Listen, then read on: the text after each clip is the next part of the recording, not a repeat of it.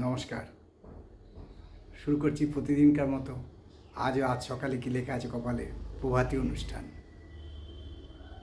অনুষ্ঠানের প্রথমে সবাইকে জানাই সুপ্রভাত, শুভেচ্ছা, শুভকামনা এবং চৈত্র পূর্ণিমার শুভকামনা। আজ 17ই চৈত্র 1432 গুপ্তপ্রেস এবং বিশুদ্ধ সিদ্ধান্ত মতে, ইংরেজি 1 এপ্রিল 2026। আজ বুধবার। আজকে সূর্যোদয় হবে আর কিছুক্ষণ পরেই, অর্থাৎ 5:36। আর সূর্য অস্ত যাবে সন্ধে 5:48। আজকে তিথি এখন চলছে চতুর্দশী এবং এই তিথি চলবে সকাল 6:37 পর্যন্ত, তারপর লাগবে পূর্ণিমা।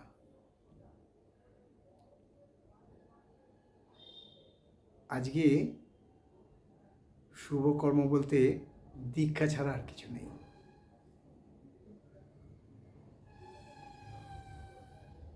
আমরা এই যে আজকে যে পূর্ণিমা দিনের স্মৃতিচারণে যেটা বলবো, তার আগে গঙ্গায় জোয়ার ভাটাটা বলে নিই। আজকে গঙ্গায় জোয়ার আসবে সকাল 8:46 এবং রাত্রি 8:51। আর ভাটা আসবে বেলা 1:46 এবং রাত্রি 1:51। আর আজকের দিনের স্মৃতিচারণে বলবো, এই যে চৈত্র পূর্ণিমা, এটা দিয়েই শেষ হলো দোল উৎসব।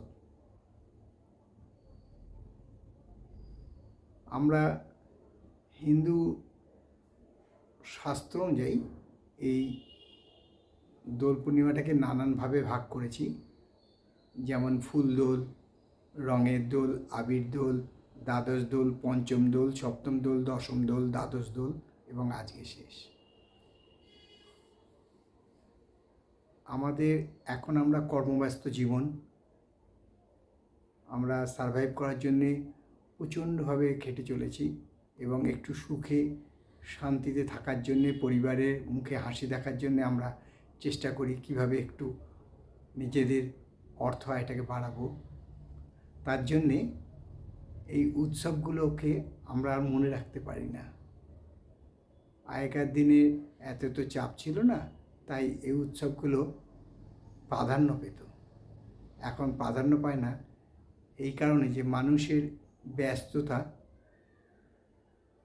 অর্থ আয়ের যে চেষ্টা, অর্থাৎ নিজের পরিবারকে সুখে রাখার জন্য, একটু হাসি মুখ দেখার জন্য যে নিজের পরিশ্রম, সেই পরিশ্রমে বেশিরভাগ সময় বেরিয়ে যায় এবং সাংসারিক চিন্তায় আর একটু সময় বেরিয়ে যায়। ফলে আমরা এই আমাদের আরেকটা পার্টও আছে, সেটা হয়তো বুঝি শেষ বয়সে গিয়ে বুঝি। যাই হোক, সবাইকে আবার চৈত্র পূর্ণিমার শুভকামনা জানিয়ে বলবো যে আজকের দিনে যদি নারায়ণ পুজো করা হয় এবং ঘিয়ের প্রদীপ জ্বালিয়ে, আজ বুধবার পূর্ণিমা, চৈত্র পূর্ণিমা, এই পূর্ণিমাতে ঘিয়ের প্রদীপ জ্বালিয়ে নারায়ণ পুজো করে, এবং নারায়ণ পুজোয় কী কী লাগে আপনারা জানেন, তথাপি আবারও আমি উল্লেখ করে দিচ্ছি। 5টা ফল, মিষ্টি, সুগন্ধ ধূপ, সুগন্ধ ফুল, আসন, এবং অনেকে নারায়ণকে সিন্নি দিয়ে থাকেন। সিন্নি আমি দেখেছি উত্তর পূর্ব ভারতে, বিশেষ করে আসামে, ছোলা ও আদা দিয়েও নারায়ণ পুজো অনেক সময় করা হয়। যাই হোক, সবার মঙ্গল হিতার্থে একটাই কথা বলি যে পাপহং পাপ কর্মাহং পাপ আত্মা পাপ সম্ভবতা হিমাং পুণ্যরেখাক্ষ সর্ব পাপ হরে হরি। সবার মঙ্গল করো, সবাইকে ভালো রাখো, পৃথিবীকে শান্ত করো, পৃথিবীর উত্তেজনা কমাও। হে প্রভু, তোমার সৃষ্ট এই পৃথিবী যেন কোনো খারাপ কারণে ধ্বংস না হয়ে যায়। এবার শুরু করছি 12টি রাশির সংক্ষিপ্ত এবং সামগ্রিক রাশিফল। কারোর ব্যক্তিগত জন্ম সময়, জন্ম তারিখ, জন্মস্থান নিয়ে নয়। আরেকটা কথা বলি পরিবেশন করার আগে রাশিফলগুলো, যে আমাদের যে অনলাইনে জ্যোতিষ শিক্ষার আসর আছে তাতে কোনো পয়সা কড়ি লাগে না, খালি একটাই লাগে সাবস্ক্রাইব করে যোগদান করা। এবং আমরা যে প্রশ্নগুলো রাখব আগামী সপ্তাহ থেকে যেটা শুরু হচ্ছে, সেই প্রশ্নের উত্তর কমেন্টস বক্সে যদি লিখে জানাবেন, তাহলে যিনি প্রত্যেকটা প্রশ্নের উত্তরে একদম সঠিক উত্তর দেবেন তাকে আমরা সার্টিফিকেট এবং পুরস্কার দেব। লোকনাথ জ্যোতিষ শিক্ষা কেন্দ্র থেকে এটা আলাদাভাবে পরিবেশন করা হয়।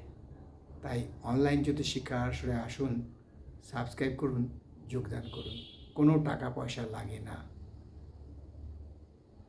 তাহলে দেরি না করে এবারে আসি 12টি রাশির সংক্ষিপ্ত এবং সামগ্রিক রাশিফল নিয়ে। মেষ রাশির জাতকদের আজকে বলবো যে মেন্টালি কন্ট্রোল, অর্থাৎ মানসিকভাবে নিজেকে সংযম রাখবেন এবং নিজের কর্মক্ষেত্রের যে যশ, খ্যাতি, সম্মান প্রসার হবে। শরীর স্বাস্থ্য ভালো থাকবে, আয়ের কোনো পরিবর্তন হবে না। আর বৃষরাশি জাতকদের বলবো আজকে বৃষরাশি জাতকদের শুভ দিন। আমরা বলি না দু হাতে লাড্ডু, তাই বৃষরাশি জাতকদের আজকে দ্বিমুখী আয়ের প্রচণ্ডভাবে বিদ্যমান। শরীর স্বাস্থ্য ভালো থাকবে, দিনের শেষে পেটের রোগে ভুগতে পারেন। আয় বৃদ্ধির সম্ভাবনা প্রচণ্ডভাবে বিদ্যমান। মিথুন রাশি জাতকদের বলবো যে ব্যয় অধিক করবেন না, তাহলে সঞ্চয় টান পড়তে পারে। অর্থাৎ অপব্যয় বা অপচয় নিয়ন্ত্রণে রাখুন। শরীর স্বাস্থ্য মধ্যম, আয়ের হ্রাস পাওয়ার সম্ভাবনা আছে। আর কর্কট রাশি যাতে বলবো আজকে কোনো অনিষ্ট হবার সম্ভাবনা আছে, ফলে মানসিক উদ্বেগ বৃদ্ধি পাবে। শরীর ও স্বাস্থ্য মোটামুটি থাকবে, আয়ের কোনো পরিবর্তন হবে না।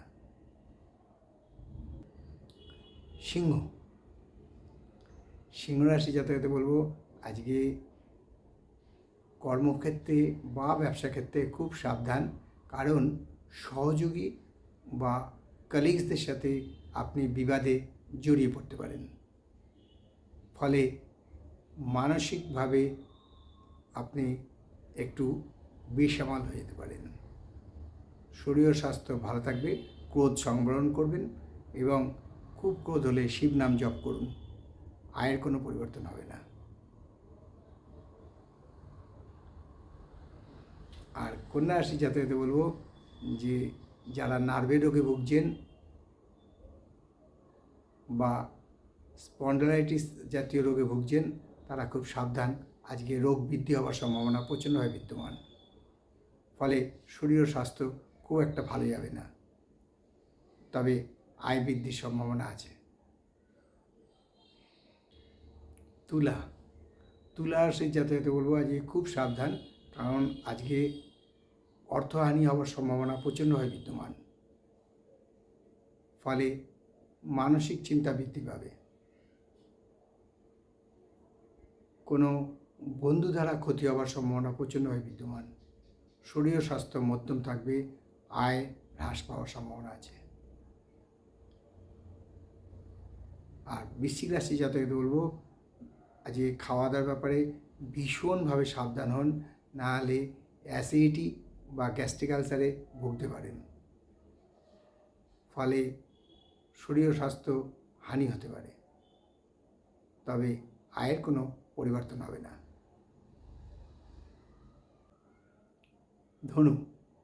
ধনুরাশির জাতকদের বলবো যারা আদালতে শরণাপন্ন ছিলেন, কোনো মামলা মোকদ্দমা লড়ছিলেন, তাদের আজকে যদি মামলা রায় বেরোয় তাদের ফেভারে যাবে, অর্থাৎ আপনার অনুকূলেই রায় বেরোবে। ধনুরাশি জাতকদের অনুকূলেই রায় বেরোবে। শরীর ও স্বাস্থ্য ভালো থাকবে, মানসিক শান্তি বৃদ্ধি পাওয়ার সম্ভাবনা প্রচণ্ডভাবে বিদ্যমান। আয়ের কোনো পরিবর্তন হবে না।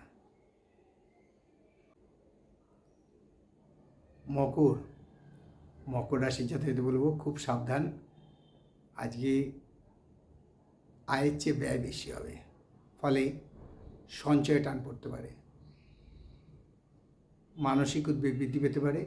শরীর ও স্বাস্থ্য মোটামুটি ভালোই যাবে।